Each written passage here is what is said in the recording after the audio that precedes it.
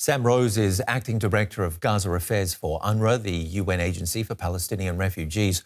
What is the likelihood of aid getting through?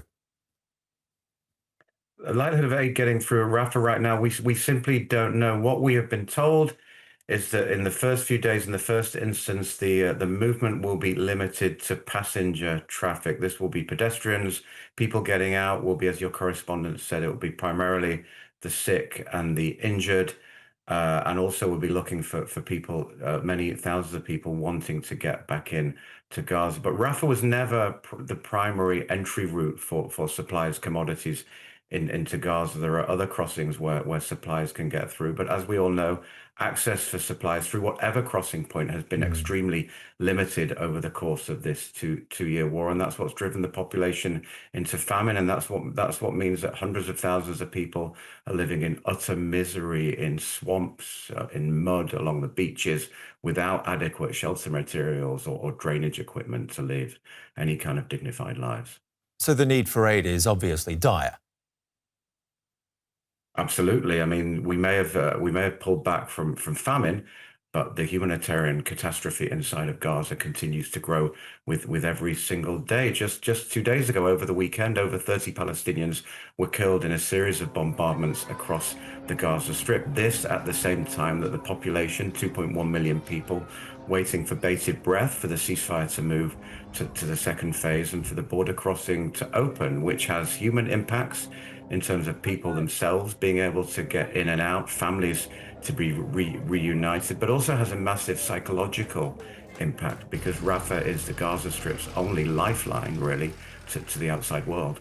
How much difficult or more difficult is the situation getting for Palestinians and for groups like yours with more aid agencies being banned from entering, like Doctors Without Borders?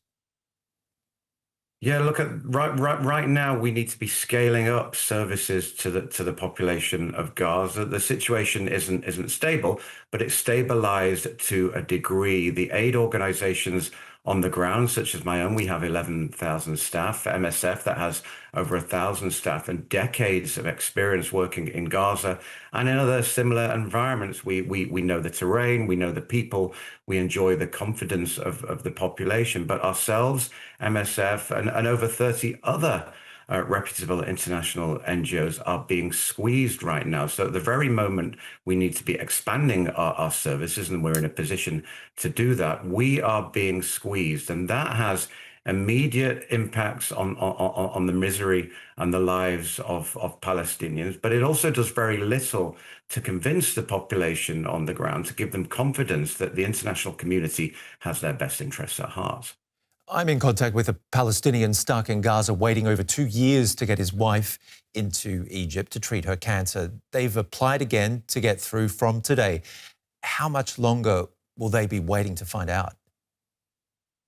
We don't know. I mean, I hope that everybody that needs treatment gets out as quickly as possible. We are right now talking about small numbers, at least in the first instance. And if you do the maths of 150 people per day and 20,000 people waiting to get out, we're talking several months. And many of these people, the desperately sick, ill, injured inside of Gaza, they simply don't have that time. So what we've got to hope, and hopefully the pilot yesterday was successful, that once this gets up and running, the numbers of people who are allowed to exit and the number of people who are allowed to enter, that increases. Because if it doesn't, then, frustrations, unfortunately, inside of the Gaza Strip are going to grow. So this is a very positive development. We hope it goes well, and we hope we do see increases in those numbers, so that everybody who can get out, needs to get out, can get out before they suffer even more.